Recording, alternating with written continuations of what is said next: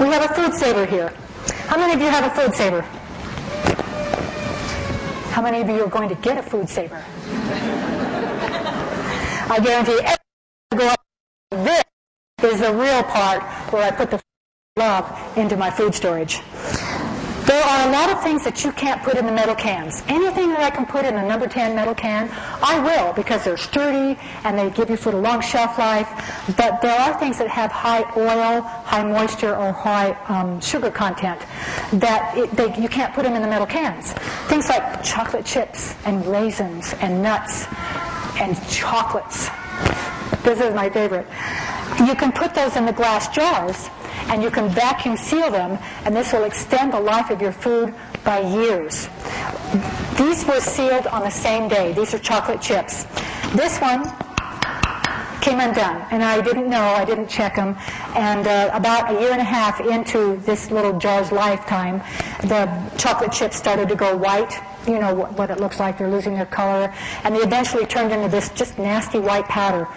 These are still chocolate chips. 3 years later, 1105, exactly 3 years later.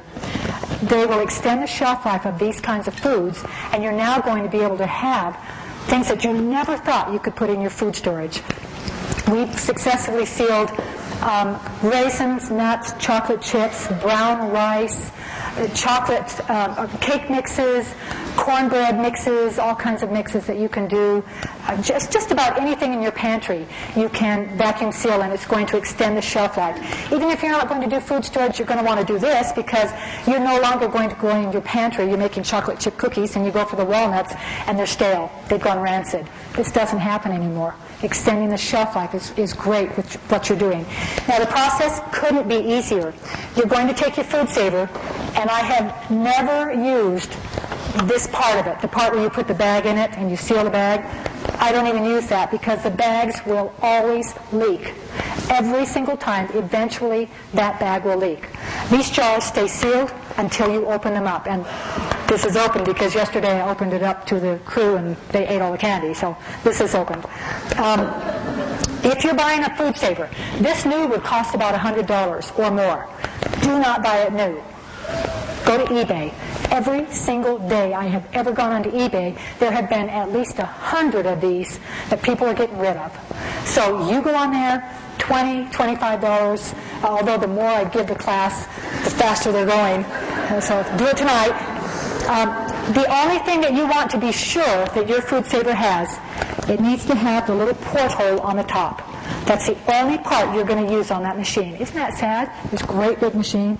That's what you want, because this is what you're going to use on it. This is called a jar sealer attachment.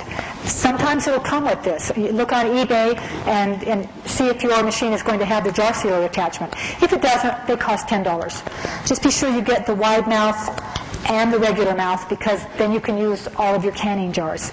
You're going to attach this little hose to the machine. Let me put it down. And then you're going to put food in your jar, and you're going to put the lid on the jar.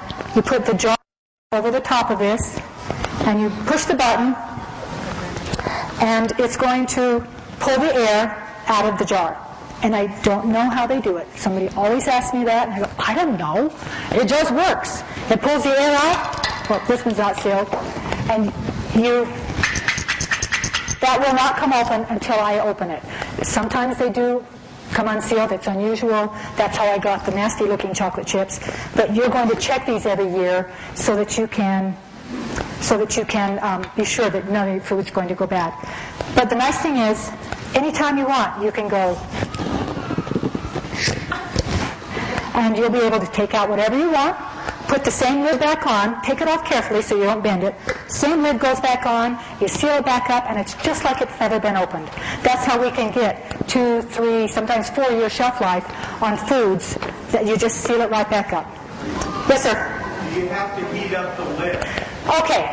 No, not generally speaking. Sometimes the lid won't seal, and it's always on the thing that's really hard to pack. You get it all packed in there, and you put your lid on, and it won't seal. There are things you can do.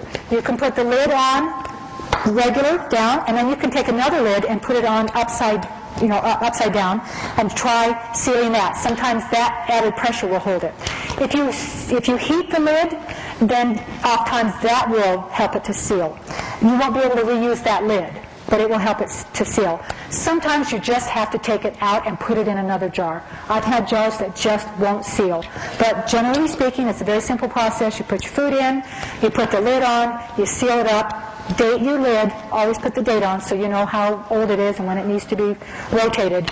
And you will be able to put foods in your food storage that are 2-3 years later, you've got fabulous food that you never thought you could have in your food storage.